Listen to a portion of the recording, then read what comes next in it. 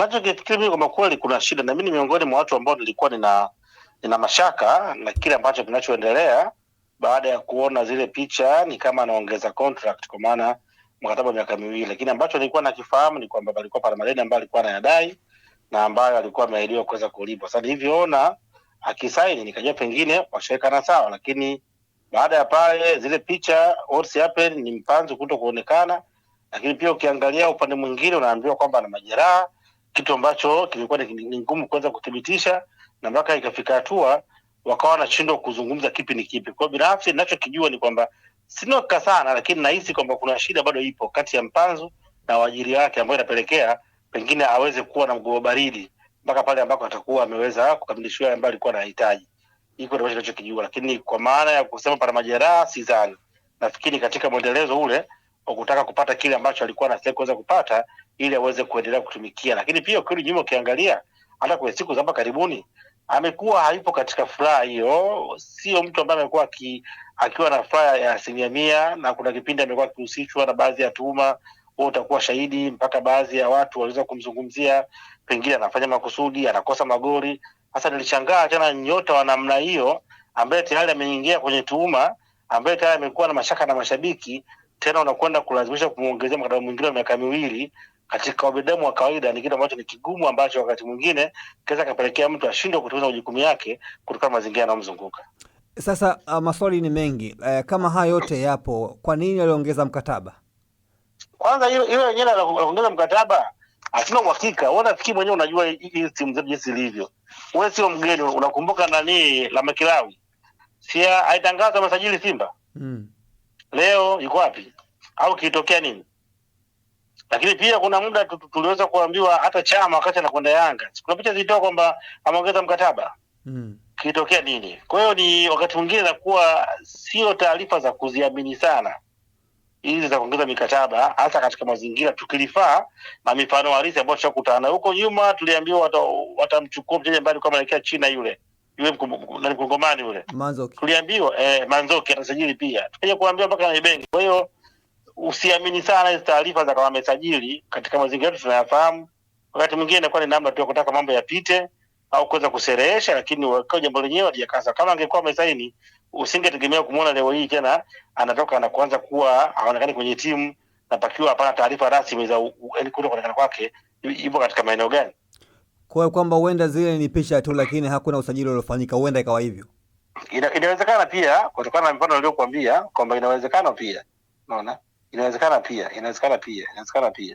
Lakini kiuhalisia kwamba mchezaji sio mgonjwa kama inavyoelezwa.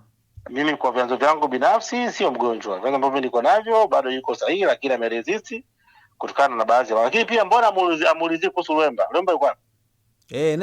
Naye taarifa zake zikoje? Naona. Ndio nakwambia kwamba kuna mambo ambayo hayako sawa. Yaani mimi binafsi nikiangalia nahisi kuna changamoto. Na changamoto hii ipo katika pande mbili. Hata ukiangalia tu ni kama vile pana mgawanyiko ambao sio rasmi. Ni kama kuna pande mbili. Kuna pande ambao inaamini kwamba Simba inaweza kaendelea pasipo na uwepo wa Mo Dewji, kwa maana kwamba wanaamini amekuwa wakati mwingine akiwasumbua, akiwalingia na vitu vingine vingi. Lakini kuna upande ambao wanaamini kwamba Mo Dewji anatakiwa endelee kuwepo kwa sababu amewatoa mbali from unknown to known, wamefanikiwa kupitia yeye. Kwa hiyo ni kama pana mvutano kati ya hizo pande mbili ambazo zimeendelea. Ndio kuna wakati fulani unaweza kusikia baadhi watu wakitoka wakimtuhumu huyu, wakimlalamikia huyu, wengine wakimsifia huyu. Kwa hiyo ule mvutano ndio unaweza kuwa ni sababu haya yote ambayo tunaanza kuyaona. Kwa sababu hata Lwemba mchezaji ambaye amesajiliwa na mzabuni wa jezi, leo hii Lwemba haonekani kwenye benchi, haonekani kwa wapi, taarifa zake hazipo. Kwa hiyo nafikiri kuna hali ya sintofahamu kwenye klabu ambayo bado hawajakuwa sahihi, hawajakuwa wazi kuweza kutoka na kuweka wazi, na kwa bahati mbaya hata mashabiki wao, wanachama wao, nao pia ni kama hawajui kinachoendelea. Lakini katika hali ukiangalia ni kama kuna fukuto ambalo linaendelea ambalo bado hajapata dawa yake. Ukiangalia kwamba mchezaji Elie Mpanzu ni mchezaji ambaye ameonekana akitambulishwa kwenye usajili mpya na mwekezaji Mo, lakini Lwemba tunafahamu kwamba amesajiliwa na mzabuni wa jezi, kwamba kuna shida kati ya pande hizi au la? Kwa hiyo kitendo cha kutoka na kusema nimemsajili huyu hiyo tayari ni shida. Sio, unaelewa? Yaani kuna haja gani kama Simba ni moja, taasisi ni moja, kwa nini tujue kwamba huyu msajili wa mzabuni huyu ni watajiri? Kwa nini? Ina implication gani kwa wanachama na kwa mshabiki wa Simba? Yaani faida yake ni nini? Si unanielewa? Yaani kama tunajenga klabu moja yenye umoja, kuna haja gani? Kama hii nguo nimekulia meja kulia mama yako, ina maana gani kwa mtoto? Kwa hiyo nafikiri hiyo yenyewe ni tatizo ambalo lipo, kwamba pamekuwa pana kila mtu akitaka apate credit kwenye alichokifanya. Sasa unapata credit kwa lengo lipi? Wewe kama ni mzabuni wa jezi, mkataba wako unasemaje? Na kama kuna mengi unafanya, lazima, kwani kila unalofanya lazima liweze kuwa open? Na wewe kama ni rais wa klabu wa heshima, kwani lazima kila mmoja anaweza kuwa open? Kwa nini sio tu kwa ajili ya wana Simba, kama ni usajili wa Simba? Sasa tunapoanza kugawanya kwamba huyu alisajiliwa na huyu alikuwa ni wa huyu, mwisho wake unakuwa sio mzuri, kwa maana kama klabu kwa kiwalisia kuna mtifuano mkubwa ndani ya klabu ya soka ya Simba. Mtifuano upo na kila upande wanataka kutengeneza hali kwamba wao ndio unafanya jukumu kubwa na kufanya klabu iweze kufanikiwa.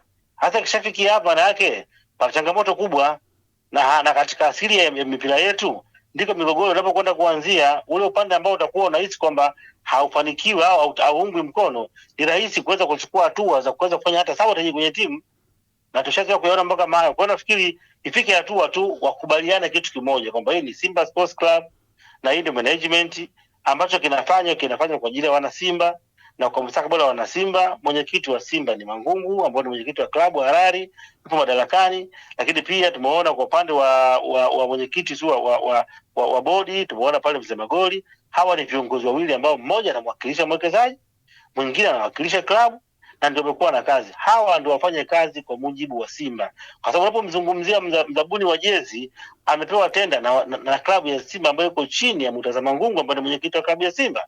Kwa hiyo mimi nilikuwa nafikiria pengine mambo yote yanayofanyika, whether iwe ni incentive, iwe ni zawadi, ziende kwa uongozi, na uongozi wazitem kama ni sehemu ya mafanikio, kwa sababu kama viongozi wasingeweza kumpa hiyo tenda, asingepata hiyo nguvu. Ni viongozi ambao walikaa wakampitisha kumpa nafasi. Kwa lazima yeye hawajibike kwa viongozi, sio kwa wana Simba. Sio kwa wana Simba. Sasa ukitaka kutoka fronti kwenda kwa wana Simba, ni kama unataka kuwachongea waliokupa kazi, ni kama unataka uweze kuwautishine waliokupa kazi. Mabosi zake wao yeye sio wanachama wa Simba. Mabosi zake ni wale ambao wampita tenda. Sasa tenda haikuwa ya mtu mmoja. Simba mpita wengi, mpita Vunja Bei, mpita Sunderland, na yuko leo. Kwa hiyo management ndio inayotoa hizo tenda za watu. Kwa hiyo lazima awajibike kwa management. Na kama management wataamua kumzungumzia, basi wamzungumzie management wao sasa, kama tupokea msaada huu kutoka kwa mzabuni.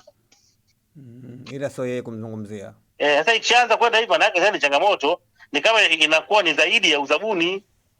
Lakini pia huyu rais wa heshima hatukumuona hapa muda katikati. Kama aliamua kusajili, kwa nini hata mchezaji zake zikae pale? Kwa nini sio viongozi wa klabu wakafanya tumuongeza mkataba wa miaka 2 na Eli Mpanzu? Kuna haja gani mpaka tutataje nani ambaye amemsajili?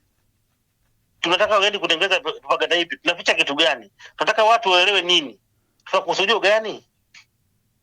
Sawa. Bwana, kuna taarifa pia kwamba Yanga imemalizana na Chobwedo. Taarifa zake zikoje pia?